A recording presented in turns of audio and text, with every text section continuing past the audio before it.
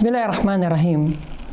Alhamdulillahi Rabbil Alamin. Wassalatu wassalamu ala ashrafil anbiya'i wal mursalin nabiyina Muhammad wa ala alihi wa sahbihi ajma'in. Ang lahat ng pasasalamat at lahat ng papuri ay para lamang kay Allah. Pinapasalamatan natin siya at sa Kanya lamang tayo humihingi ng tulong. Nawa ang kapayapaan at pangangalaga ng ating dakilang lumikha ay mapasa Kanyang huling propeta na si Muhammad sallallahu alayhi wasallam, sa kanyang pamilya at sa lahat ng sumusunod sa tuwid na gabay hanggang sa huling araw. Ayuhal ikhwa wal akhawat, mga minamahal na kapatid sa pananampalataya, magandang araw po. At nais naming magbahagi sa inyo ng maikling paalala, at ito po ay may kinalaman sa fadlul ilm o kahalagahan ng karunungan o pag-aaral sa Islam.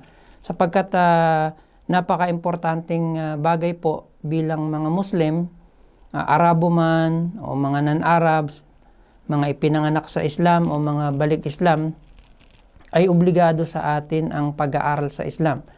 Sabi nga ni Imam Ahmad rahimahullah, ang pag-aaral sa Islam ay isang uri ng napakataas na pagsamba. Isang napakataas na uri ng pagsamba.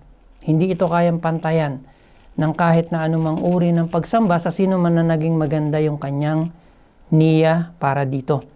Sabi ni Allah subhanahu wa ta'ala sa Quran, innama yakhshallaha min ibadihi al-ulama. Katotohanan na ang mga may ganap na takot kay Allah mula sa kanyang mga alipin ay silang mga pinagkalooban ng karunungan. Ang paghahanap ng karunungan ay isang uri ng ibada. Ang pagsisikap na matutunan ito ay pagpupuri kay Allah. Ang pagsasaliksik nito ay maituturing na pakikibaka. Ang pagtuturo nito sa iba ay maituturing na sadaka. Ang karunungan ang kasama mo sa iyong pag-iisa at lagi mong kapiling kapag wala sila. Siya ang gabay mo sa kaligayahan at katuwang mo sa kahirapan. Siya ang pinakamalapit sa mga matatalik mong kaibigan. Ilaw na gabay tungo. Siya ang pinakamalapit sa mga matatalik mong kaibigan at ilaw na gabay tungo sa Jannah ng pinakamakapangyarihan. Itinanghal ni Allah sa pamamagitan ng karunungan ang maraming angkan at mga tribo. Sabi ni Allah subhanahu wa ta'ala sa Quran, yarfa'illahu alladhina amanu minkum walladhina utul ilma darajat. Itinataas ni Allah subhanahu wa ta'ala sa karangalan silang mga naniniwala sa inyo at silang mga pinagkalooban ng karunungan sa isang mataas na antas dito sa lupa maging sa kabilang buhay. Pakinggan niyo po ito, rahimakumullah. Kahapon ang mga Arabo ay mga uri ng tao na nagpapastol lamang ng mga tupa at kamelyo. Walang nalalaman sa buhay sibilisado, kundi simpleng buhay sa malawak na disyerto. Hanggang sa itanghal mula sa kanilang tribo, isang tunay na sugo at tunay na mensahero. Nang dahil sa karunungan at tamang talino, sila ay iniangat sa pagitan ng mga tao. Ikaw naman kahapon ay isang Kristiyano na marahil nananalangin sa maraming santo, lumuluhod sa krus na nasa harapan mo, nagsusumamo sa altar na yari sa bato.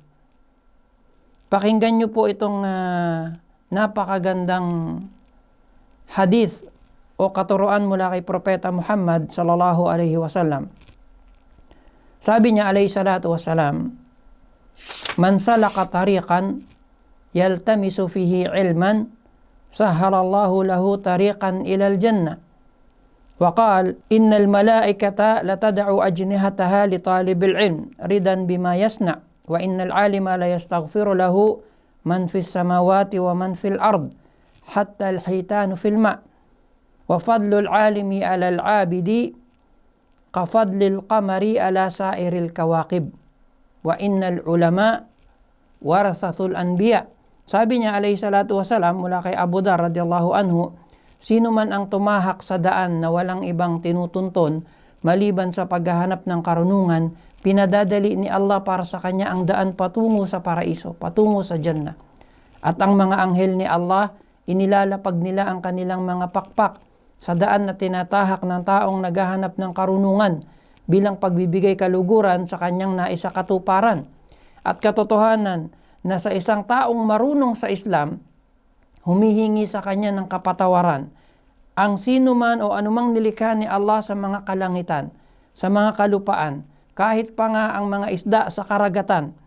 At ang kalamangan ng isang maalam na Muslim sa isang ordinaryong Muslim ay katulad ng bilog na buwan sa madilim na sa gabi na napakadilim.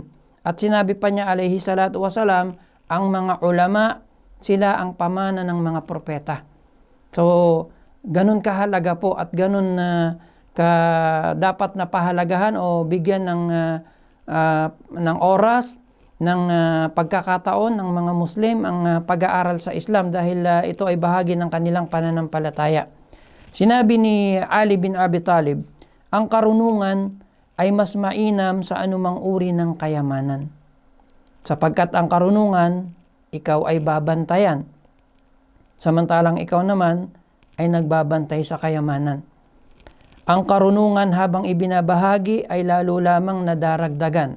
Samantalang ang kayamanan, kung ating ipamimigay, ay lalo namang nababawasan. Ang karunungan ay nagsisilbing pinuno at ang kayamanan ay kanyang pinamumunuan.